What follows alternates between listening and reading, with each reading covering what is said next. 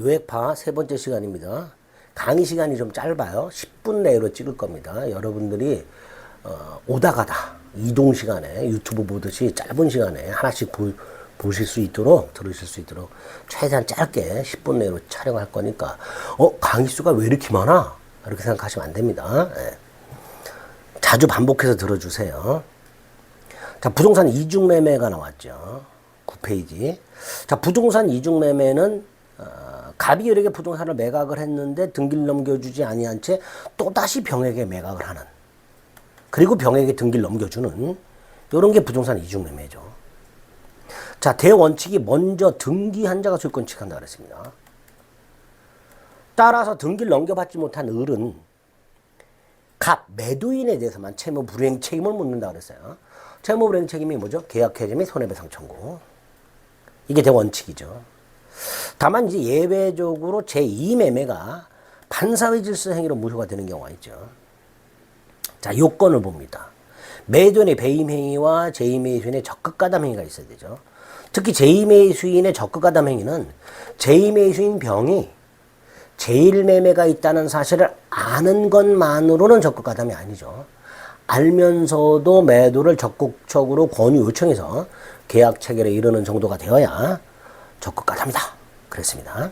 자, 이렇게 제2매매가 반사회 질서 행위로 무효가 되면, 제2매매가 반사회 질서 행위로 무효가 되면 그 효과. 자, 첫째, 제1매수인은 제2매수인에게, 을은 병에게 직접 말소 등기나 이전 등기 청구할 수 없다. 그럼 어떻게 해야 되죠? 매도인을 대신해서 말소를 청구할 수 있을 뿐이다. 기억해야 됩니다. 두 번째, 제1매수인은 제2매수인에게 직접 할 수 있는 게 하나 있죠. 불법행위, 손해배상 청구. 직접 할 수 있다. 자, 매도인 갑은 병에 대해서 말소 등기나 반환 청구 못하죠. 네 번째, 이거 중요하죠. 제2매수인 병과 거래한 전득자 선악불문하고 소유권 취득할 수 없습니다. 그러니까 병과 거래한 전득자가 설령 선이라 하더라도 갑병 매매, 제2매매가 유효하다. 따라서 병정, 나와 병사의 매매도 유효하다. 이런 주장할 수 없다는 거 꼭 기억하셔야 됩니다. 제1매수인은 이 부동산을 원하지 않으면은 매도인에게 채무 불이행 책임을 물을 수도 있습니다. 마지막, 제1매수인은 제2매매 계약에 대해서 취소할 수 없다. 채권자 취소권 행사할 수 없다. 이렇게 정확하게 있다 없다를 기억합니다. 자, 이중매매 법리가 확대되죠. 명의 수탁자가 매각을 했을 때 산 사람이 적극 가담하면 무효고요. 취득시효가 완성된 부동산을 팔았는데 산 사람이 적극 가담했다면 역시 무효가 되죠. 이중으로 임대차한 경우에도 이중매매가 확대 적용됩니다. 자, 반사회 질서행위로 무효가 됐어요. 이행전임은 이행할 필요가 없고요. 이행했다면 불법 원인급여가 적용이 되죠. 즉 부당이득 반환 청구를 못한다는 거. 절대적 무효이기 때문에 선의 제3자에게 대항할 수 있고 추인전환 안 된다는 거 기억하셔야 되죠. 자, 불공정한 행위가 나왔습니다. 자, 불공정한 행위는 폭리 행위를 말하고요. 반사회 질서 행위 일종이죠. 요건 대단히 중요합니다. 급부와 반대급부, 주고받은 게 현저하게 불균형해야 되는데 행위 당시를 기준으로 판단하고 객관적 가치를 기준으로 판단하죠. 피해자는 궁박 경솔 또는 무경험해야 되는데 궁박은 정신적 궁박을 포함하죠. 무경험은 사회 일반 경험 부족을 의미하고요. 셋 중에 하나면 충분하죠. 대리인에 의한 경우에 궁박은 본인 기준 판단하고요. 경솔 무경험은 대리인 기준 판단하죠. 궁본, 경무대 중요하죠. 폭리자에게 폭리의사가 있어야 되죠. 폭리의사가 뭐예요? 피해자의 궁박, 경솔, 무경험함을 알면서 그걸 이용하려는 의사, 이게 폭리의사죠. 자, 이런 요건을 누가 증명해야 돼요? 무효 주장자가 증명해야 되죠. 따라서 급부와 반대급부가 현저히 불주행하다는 게 증명이 됐다 하더라도 피해자의 궁박 등은 추정되지 않습니다. 추정이 안 되니 증명해야 되는 거예요. 그렇게 연결해서 기억하시면 된다 그랬습니다. 적용 범위도 대단히 중요하죠. 암기, 증여, 기부, 경매 적용되지 않습니다. 반면에 부재소 합의에 적용되죠. 또 비법인 사단 총회결의, 예를 들어서 종중재산 분배에 관한 종중 총회결의, 이런 경우에는 불공정한 행위가 될 수 있죠. 디귿 리을 기억합니다. 절대적 무효죠. 이행 전이면 이행할 필요가 없죠. 이행 후라면 불법 원인급여가 적용이 되는데 폭리자한테만 적용된다 그랬죠. 그래서 폭리자는 반환 청구를 못하고 피해자는 반환 청구할 수 있다 그랬습니다. 자, 추인 안 되죠. 근데 전환은 되죠. 전환.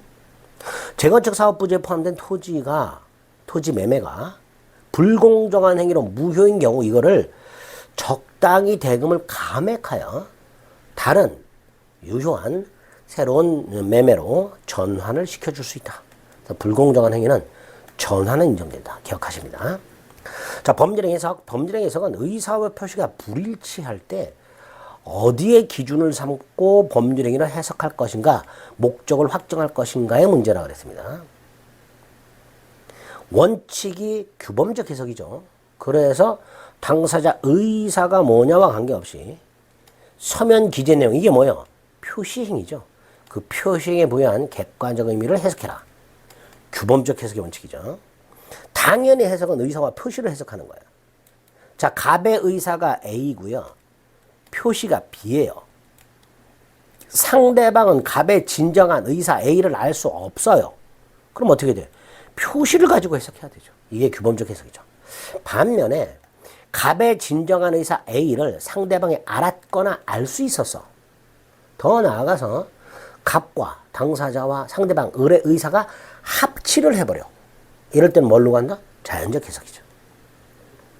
표의자 입장에서 실제 의사가 무엇인지를 밝히는 겁니다. 자연적 해석은 의사만 고려하고 표시는 고려하지 않기 때문에 착오 문제가 발생하지 않습니다. 그래서 자연적 해석을 했을 때는 착오 취소할 수 없다가 된다는 거 기억하시기 바랍니다. 자, 그리고 오표시 무해 원칙 사례 형태로 대비하셔야 되죠. 당사자 의사가 일치하면, 즉 상대방이 당사자의 진위에 동의하면, 이렇게 나올 수 있죠. 갑은 A 토지를 매매할 의사가 있었고 을도 A 토지를 매수할 의사가 있었으나, 즉 갑과 을이 A 토지를 매매할 의사가 합치가 됐으나 지번을 착각해서 계약서에는 B 토지로 표시하고 B 토지 등기가 넘어갔을 때 당사자 의사 합치한 대로 A 토지에 대해서 계약이 성립하죠. B 토지로 표시한 요거 O 표시죠. 요 O 표시는 고려하지 않죠. 따라서 A 토지에 대해서 계약이 성립했고 자연적 해석이고 착오 적용이 안 되니 착오 취소할 수 없다. 이렇게 되겠죠.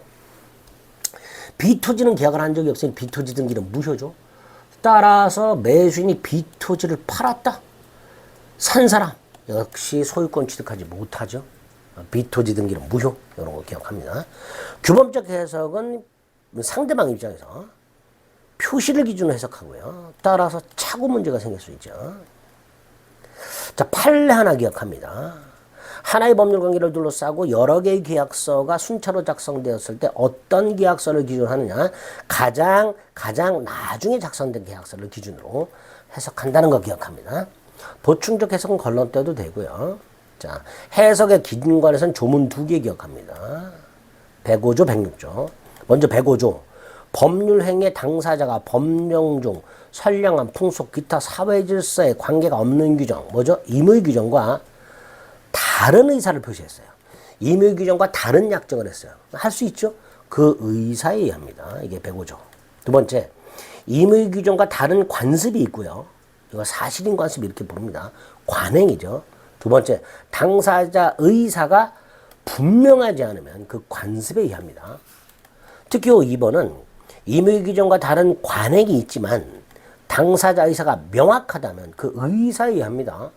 그러니까 106조가 적용이 되려면 두 가지 요건이 충족돼야 돼요. 임의 규정과 다른 관습이 있고 당사자 의사가 명확하지 않고, 이럴 때 그 관습에 의한다는 거 기억합니다. 마지막 법률행위 해석의 성질이라고 해서 법률 문제죠. 그래서 1, 2심 법원이 법률행위 해석을 잘못했다면 대법원 상고심이라고도 하고요, 법률심이라고도 합니다. 여기서 그 당부를 판단할 수 있고요. 또 법원은 당사자 주장이 없어도 직권으로 해석을 잘 했는지 여부를 판단할 수 있으며, 그래서 해석은 법원의 전속적 권한입니다. 그러니까 매매계약을 체결하면서 계약 내용에 대한 의문이 생기면 매도인 해석에 따른다라고 약정을 했다 하더라도 법원은 이에 구속되지 않습니다. 법원은 매도인 해석에 구속되지 않는다라는 거, 법원의 전속적 권한이라는 거, 법률의 해석의 성질까지 확인하시면 되겠습니다. 자, 법률의 목적과 관련된 요건들 다 살펴봤고요. 네, 시간을 달리해서 의사표시 살펴보도록 하겠습니다.